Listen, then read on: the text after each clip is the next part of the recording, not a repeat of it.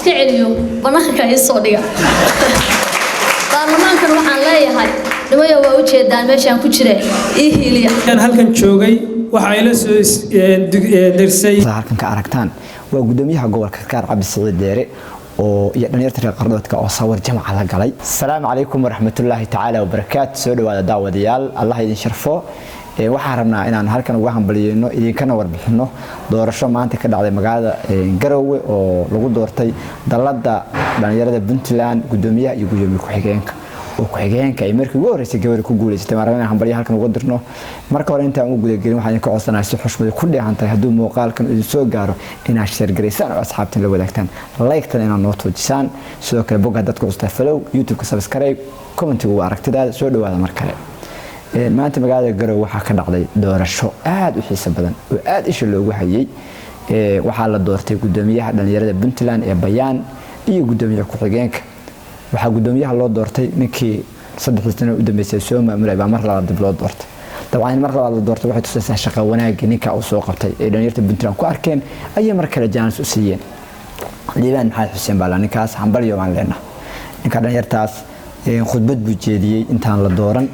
oo shanta qof xaq u lahaa wuxuu kaga sheekay waxyaalo u soo qabsoomay waxyaalo ay ka gaabiyeen hadii dib loo doorto waxyaalaha u qorsheysan wuxuu sheegay sanadii u dambeeyay in gaabis dhacay xagga dhalinyarada tababaradii aysan mashaariicii aysan helin oo u sababeeyay laba qodob waa karoonihii iyo doorashada Soomaaliya oo jiitatay buu u sababeeyay waa kana soo ka hadlaya muddadii aan halkan joogay waxa ay la soo dirsay caqabado badan oo ugu horeeyay COVID-19kii waxa kale caqabad weyn ugu noqotay doorashooyinkii federaalka oo aad loogu jito saameyntooda ku yeeshay doorashada gudoomiye Liibaan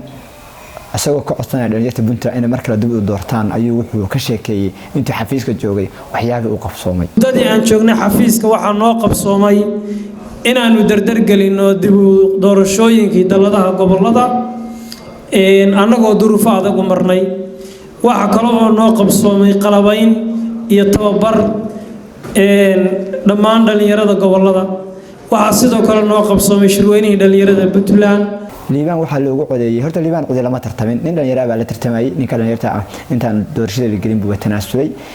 hab gacantaaga ayaa loogu codeeyay Liibaan 8 qof maadaama 3 codeeynaysay oo gobolada kala duwan ee Puntland dhalinyaro ka timay codeynaysay 8 buu helay hab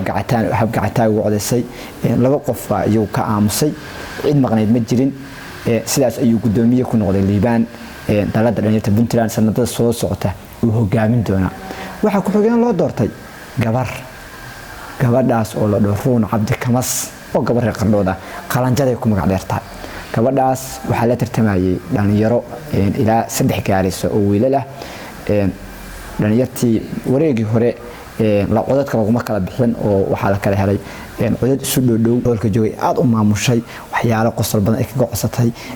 waxay tiri war niman baan la tartamaya 3 dhalinyaro ah oo ragan la tartamaya war head wiilashaas hal mid igu soo aad iyo waxyaalo kaftan noocaas ay run jeedisay waxyar waxaan rabaa kaftana inaan ku darsado waxaan leeyahay hadii xeerka rag kuma jirin in gabar 3 rag ah isugu tagaan rag xeerka ilaaliya oo yaana noqon goobtii guddi rafaysan dawayo hal qof iska celiyo banaanka ay soo dhiga baarlamaankan waxaan leeyahay nimayo waa u jeedaan meeshaan ku jira hiiliya maanta wanaagsan run intii khudbadaynaysa waxay sheegtay waxyaalaha ay u qaban doonto dhalinyarta haday guulaysato khaasatan gabdhaha bay tiraan xoog saari doona oo maadaama gabadhahay gabdhaha xuquuqda u doodi doona waa tan iyada ka hadlaysa sidoo kale run waxay gabdhaha ka codsatay gabdhuhu in istaageeraan iyo iska qaban karaan xildhibaanada gabdhaha ayay si gaar ah codka uga codsatay gabdhaha maadaama aan ahay insha Allah aan rajaynayo booska gabadha in aan ku guuleysto in aan wax badan gabdhaha u qaban doono waxaan kale oo rabaa in aan baarlamaanka ka codsado khaasatan gabdhaha waxaan leeyahay gabdho maanta hadii anigu aan guuleysto bari waa isku soo taagaysaa waa guuleysanaysaa laakiin hadii aan maanta aniga guuleysan waayo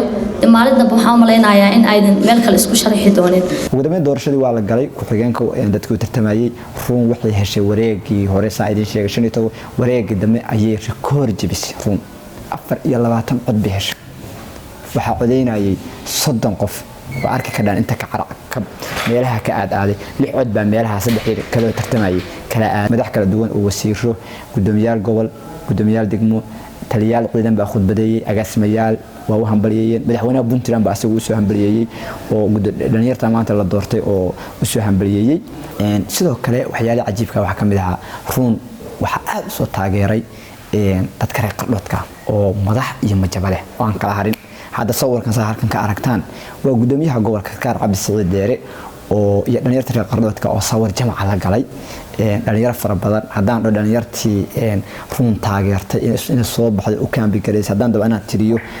ma tirin karo way badnaayeen 1 iyo 2 iyo 3 iyo 4 iyo 5 kama dhigi karo waxta sidoo kale waxa door muhiim ah oo firfircoon asna ka qaatay dhalinyarta aqoon-yahanka ee magaalada Qardho marka reer qardhood gabadha ma kala harin hambalyo ma run marka leenahay sidoo kale liibaan hambalyo waan leenahay xildhibaanada codeeyo codka siiya iyagana aad baan ugu mahadcelinaynaa Qardho Media si gaar ah hambalyo ayay u soo leedahay run iyo liibaan oo dalada niyad maanta ku guuleysay doorasho ka dhacday Garowe oo aan goobjoog ahayn runtii lama kala harin ba maanta dhigi karnaa marka idinkana hal mid aan ka codsanayna hambalyo soo dhaxa maamulka cusub ee bayaan commentigana aad ugu soo hambalyeeya sidoo kale share gareey bogga follow YouTube subscribe isma dhaafno